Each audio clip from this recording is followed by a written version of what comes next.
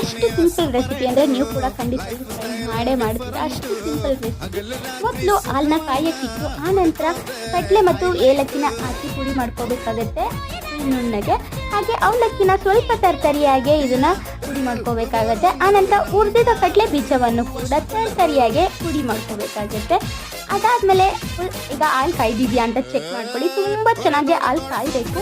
ಆದ ನಂತರ ಇದಕ್ಕೆ ಅವಲಕ್ಕಿನ ಹಾಕೋತಾ ಇದ್ದೀನಿ ನಾನು ಮೊದಲಿಗೆ. ಇದು ಯಾವುದೇ ರೀತಿ ಗಂಟು ಬರದೇ ಇರೋ ರೀತಿ ತಿರುಗಿಸ್ಕೋಬೇಕಾಗುತ್ತೆ. ಅದಾದಮೇಲೆ ಕಡಲೆ ಬೀಜ ಹಾಕಿ ಅದನ್ನು ಕೂಡ ಯಾವುದೇ ರೀತಿ ಗಂಟು ಬರದೇ ಇರೋ ಥರ ತಿರುಗಿಸ್ಕೊಳ್ಳಿ. ಅದಾದಮೇಲೆ ಸ್ವಲ್ಪ ತೆಂಗಿನಕಾಯಿ ಹಾಕಿ ಅದನ್ನು ಕೂಡ ಚೆನ್ನಾಗಿ ತಿರುಗಿಸ್ತೀನಿ.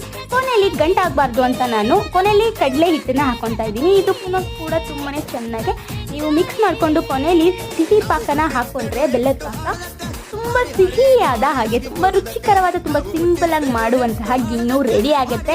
ನೀವು ಕೂಡ ಈ ರೆಸಿಪಿನ ಟ್ರೈ ಮಾಡಿ ಹೇಗಿತ್ತು ಅಂತ ನನಗೆ ಕಮೆಂಟ್ ಮಾಡಿ ತಿಳಿಸಿ.